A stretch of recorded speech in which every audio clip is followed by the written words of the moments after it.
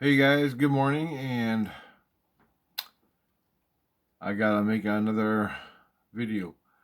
Anyway, this is about Black Hawk, a tribute to Black Hawk, and this is the way it's gonna be. I'm not gonna say it. So, anyway, I had a few experiences in my life, two or three, I can't remember. I wrote them down here, where I seen Black Hawk, but I didn't put it all together until now. Until the last 3 days and my last video I made about Daniel Boone and the fire station. That video brought up other stuff from Daniel Boone's past life, and I thought about it. I looked it up on the internet. Black Hawk, the guy, the chief that Daniel Boone ran into on plenty of occasions. And I read the stories, but I don't remember them, of Daniel Boone and Black Hawk. But I do remember what happened in this life physically. And I'm going to tell you them stories right now. Okay. This happened in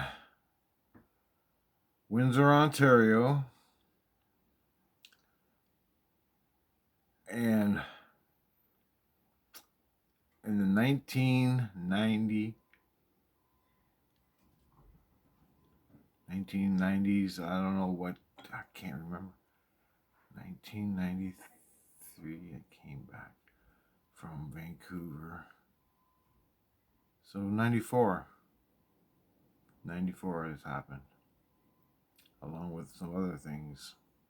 But anyway, I'm going to tell you where I saw Black Hawk.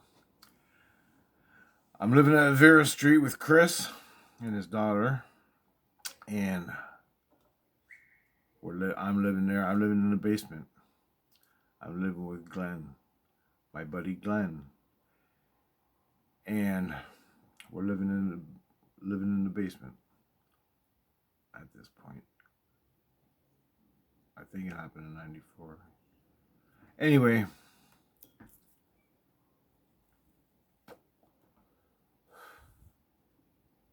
Vera Street, Windsor, Ontario. Anyway, and I worked at the Second Cup coffee shop downtown Windsor.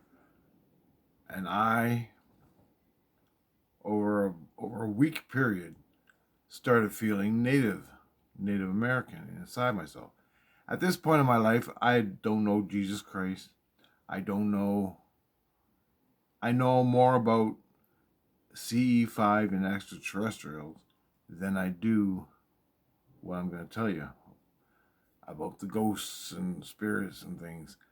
I know more about that than I do where I am now.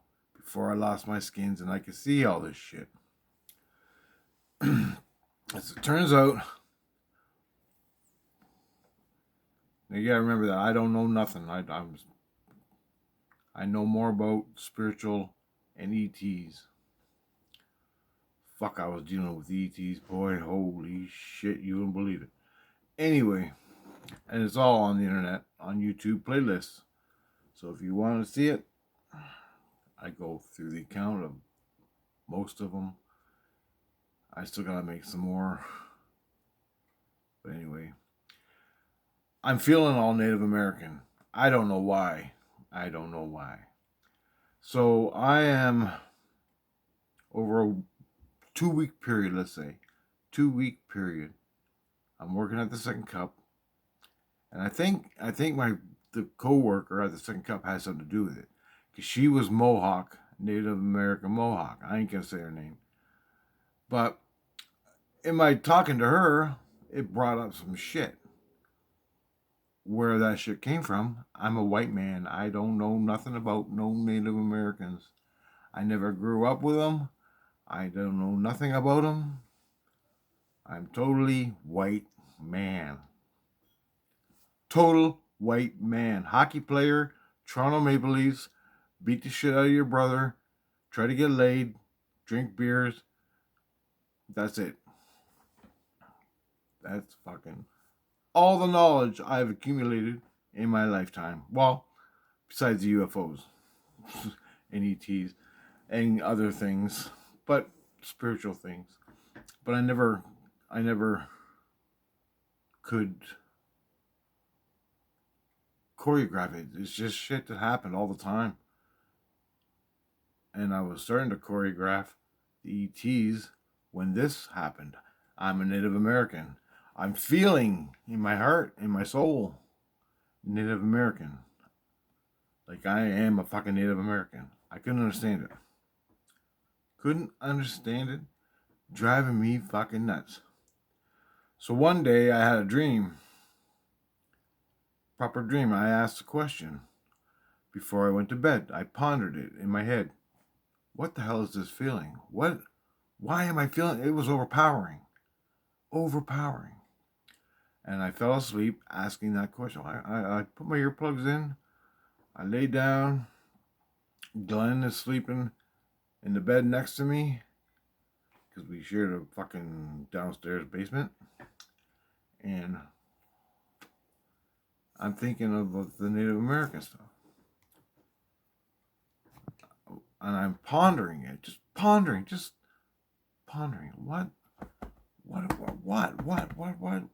What's going on here? Why? Why am I feeling Native American? I don't understand. And I fell asleep. Thinking about that. Boom! I'm in a dream. It was a vision dream. I don't know how to explain it. It was more of a dream. I guess it was a dream. I'm running on the ground. I'm running on the dirt. I'm in a field, but it's dry. It's like dirt, a meadow like that. I'm running. I drop to my knees, and I start digging in the grass. And I dig up 3 native masks. And I'm like, this is me. This is me. This is me. This is me. And I'm like freaking out. And I woke up saying, this is me. This is me. And I woke up saying, this is me. This is me. This is me. And then I'm like, what the fuck? What the fuck does that mean? What the fuck? I'm a stupid white man. A kabluna. Whatever. So, I'm like, God damn, I gotta ask Dita about this. I said her name, damn it. Anyway, I gotta ask my friend this where I work. So I go to her the next day, that morning. I go to her and I go, hey, I had a dream where I dug up 3 native masks. I go, what does that mean? Because she's native. She should know. She should know this shit, right? I don't know. I'm fucking aliens. I'm fucking dealing with aliens all the time. So I go, what does that mean? What the fuck does that mean? And she goes, oh, I don't know. I'll ask my mom. She knows. Her mom is fucking whoa. Anyway, her mom. Mama, she's Mother Earth. I don't even have the words to describe it, so I ain't gonna. But anyway, she's very cool. Very fucking cool. We had some talks, man, I can tell you. And somehow, some way, I impressed her. I didn't even know I was just scared as shit talking to her. But she fucking let some shit out. This is later on, we had talks. Anyway, so I waited all day, all night. Coworker comes back, she goes, Rich. Next day, she goes, Rich. I go, what? She goes, I asked my mom, she goes, it means you had 3 native past lives. I'm like, really? And she goes, yeah. Holy fuck. I was a Native American 3 times. She said, yeah, this is the first time I ever heard of it. 1990. I go, okay. Thank you. She goes, yeah, no problem. The feeling wouldn't go away. I'm walking around. Finally, I decided I gotta make a smudger. I don't know why. And I needed a wing of a bird. And I didn't know how to do this. I just saw it in books. I saw them in real life. They had leather wrapped around the base of the wing. They had a wing, and you smudged with it. I saw the native guys do it in ceremonies and stuff. And so I'm like, I have to make one of them. I gotta make one.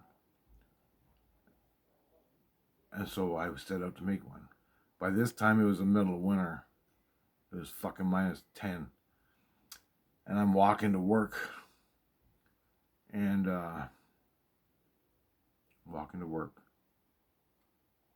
And I find a dead seagull. And I'm like, shit, I'll take the wing of the seagull.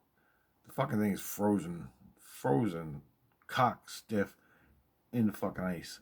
So I dig it out of the ice, and the bird's frozen.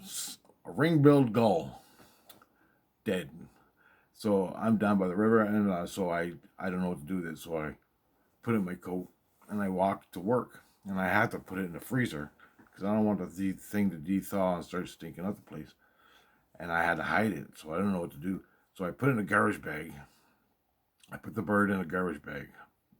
And I stuck it in the freezer in the coffee shop. And I wrapped it up in a couple bags and stuck it in there, and it'd be frozen. And I stuck it down below underneath bags of coffee and things like that. The next day at work, I walk into work, I get my coffee, I sit down, and my boss, she's a Christian lady, she goes, Roger, get your ass back here. And I'm like, oh, fuck. And I didn't take it home that night. I left it in the coffee shop because I didn't want to fucking get caught or something. So anyway, she goes, Richard, I don't really need an explanation, but there's a dead fucking bird in my goddamn fucking freezer. I go, yes, ma'am. And she's like, I want it removed. I go immediately. So I took it and I brought it home. So that was it. She's like, get the dead bird out of my fucking freezer. I'm like, okay. So anyway, I take it home. And then over a period of days, I took the wing off it. I cut it right at the fucking wing on the bone. A pair of wire cutters. And I had to dry out the flesh that was on it, the blood and the flesh. So I didn't know what to fucking do. So I just I put it outside and let it dry. So I could dry it, and I fucking salted it like, to get the blood off it and shit. Anyway, so I put it on my dresser, where your dresser. I put my, and I was gathering up the sinew.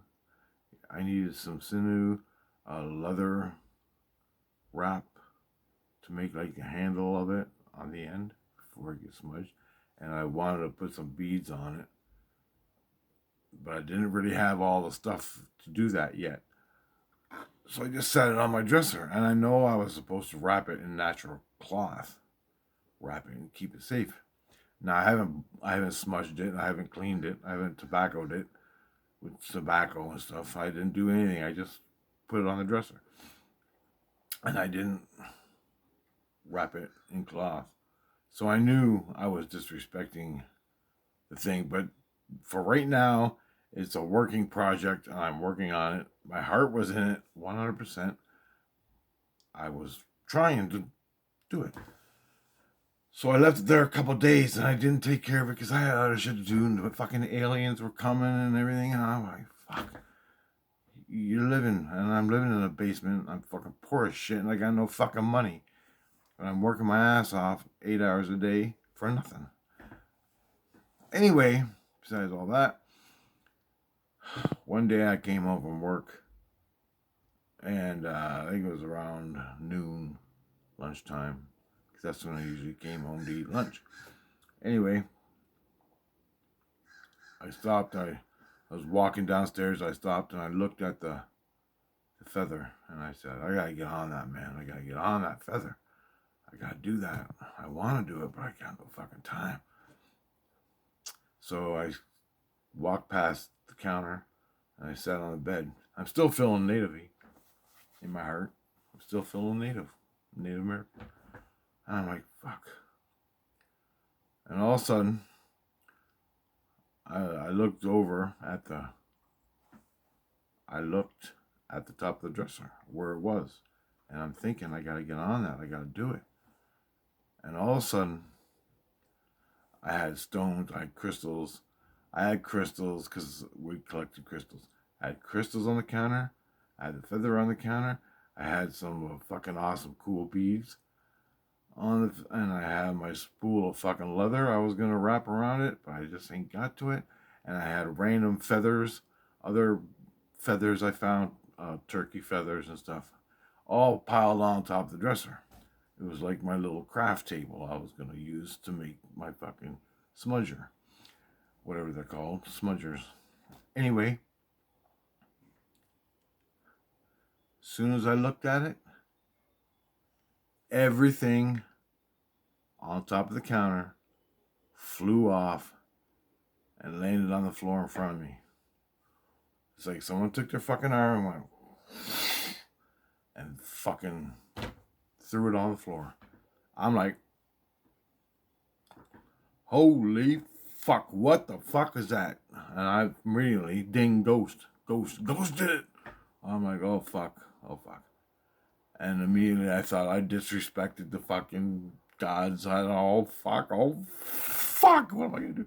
So I picked up everything. I was too afraid to fucking touch it. I don't know. I can't remember if I picked it up yet or not. But anyway, I'm just sitting there. I leaned back on my bed. The counter was there. I just rolled over because I was sitting on the side of my bed, and I sat on the side of my bed, and I'm like, holy fuck. I'm looking around the room in the basement, and I'm looking. And just then,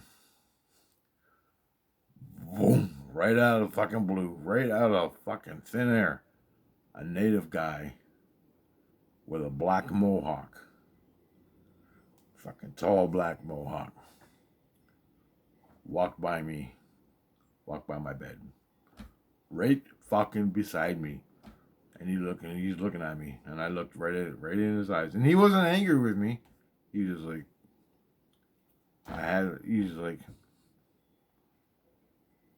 he was pissed, but he wasn't angry with me. And this guy was fucking tight. He had no shirt on. He had tight things around his muscles, around here. And I think he had some kind of a choker. But he had his black mohawk. He's totally bare chested. I didn't see his crotch because I wasn't looking. I was looking in his eyes. And he was looking at me, and then he walked by, and then he disappeared. I'm like, holy fuck. And this guy was fucking lean. He was a fucking warrior, man. He was a fucking warrior. And I'm like, dude, don't give me the tomahawk slam. I'm sorry I disrespected. I said, I'm sorry I disrespected it. It was just a project I'm working on. I really don't know how to do it. I'm learning it, and it's going to take me time. But okay, I fucked up. I honestly admit it. Somehow, some way, I fucked up. I don't know the way. And my whole impression was, well, fucking, if you're gonna do it, do it. Don't leave it laying on a fucking dresser, collecting dust. You're disrespecting the bird. You're disrespecting the fucking thing, and you're disrespecting the culture. and you're disrespecting the sacred fucking stuff of the smudger. And I'm like, I got it. Got it. I got it. Got it. And he goes, that was it, basically. But man, I'll never forget it. The fucking muscles on this guy. He was lean and fucking muscular. And holy fuck. Holy fuck. I was scared, man. But I got to thinking, well, so who the fuck was that? So I asked, what's your name, man? What's your name? Blackhawk.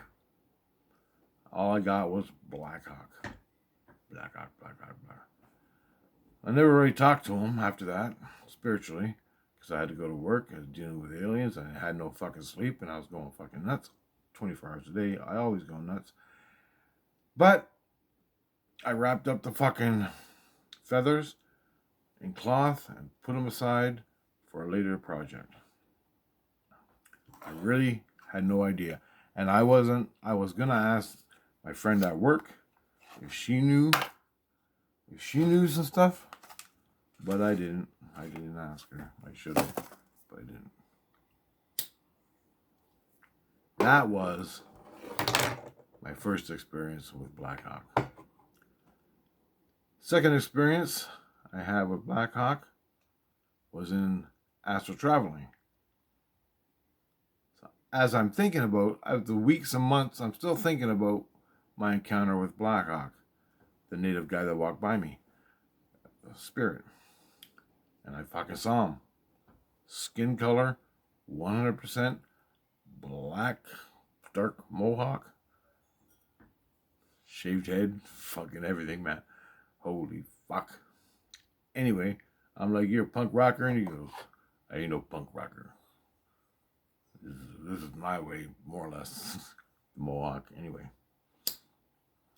You look, I remember I said to him, you look like one serious punk rocker, man. I don't know what he said, but it was funny. But I would have dreams where they weren't dreams. It was me astral traveling. I would find myself, I'd go to sleep at night and I'd find myself in a meadow. Probably the same meadow as before. I don't know. And he's sitting there and he's telling me, this is how you fly. This is how you fly.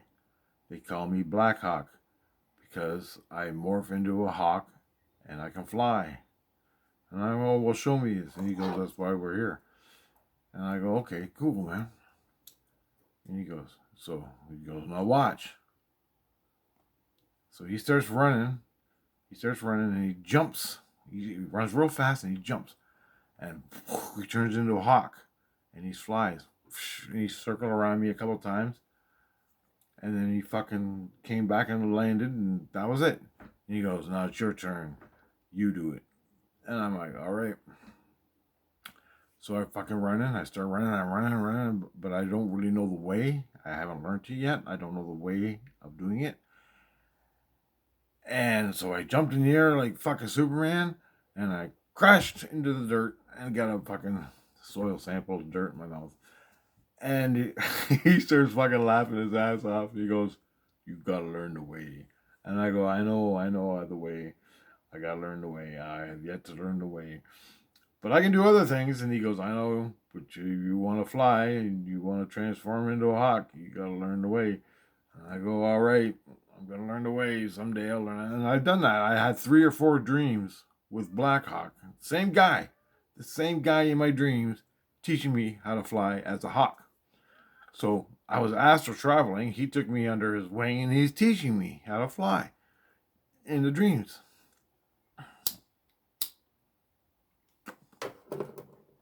I'm trying to learn the way.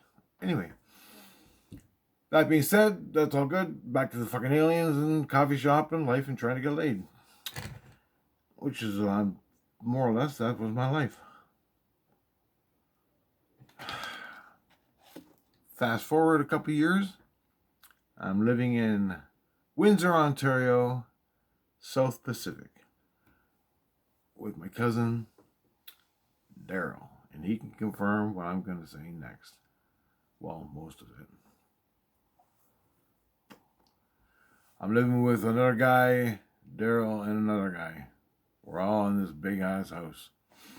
Nice house in the suburbs called South Pacific. You can Google it. Windsor, Ontario, South Pacific, which is named after South Pacific train that ran by the fucking area back in the day, which is not there today. But anyway, CP Rail now, but back in the day it was South Pacific. I think that's how it went. Anyway, besides that, here's the next story. To make a long story short, and I wrote this next story in detail about what happened to me. So I'm sleeping, I'm dreaming on my back. I'm laying on my back, head straight, laying on my back, and I fall asleep. I'm dreaming of a girl I met in the coffee shop, and I go to her house.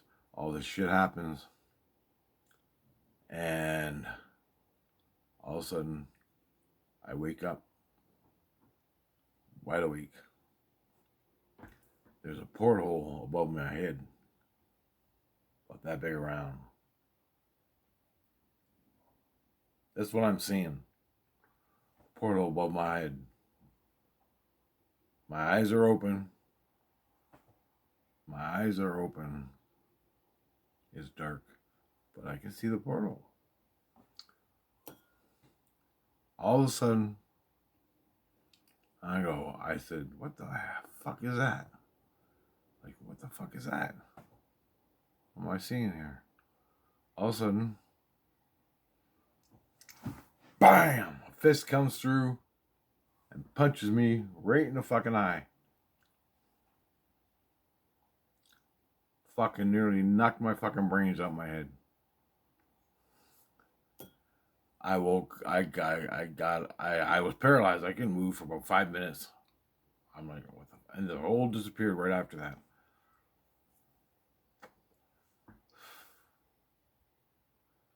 And immediately, I didn't know what to do.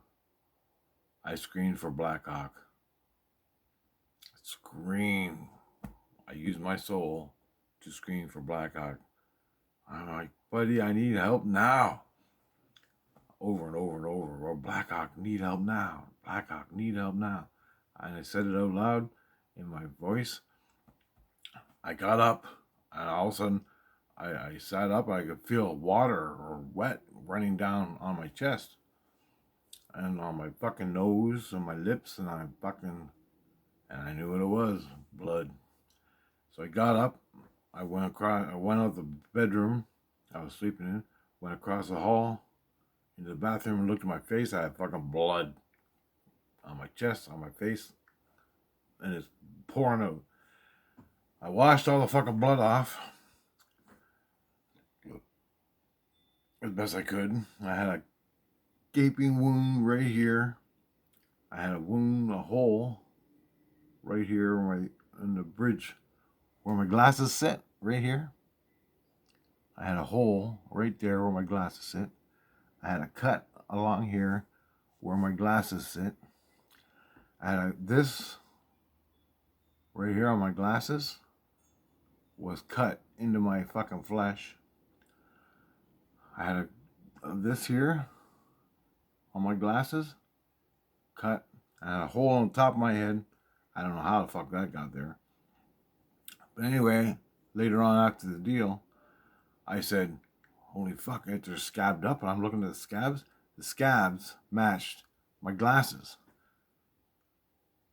So I got punched with my glasses on.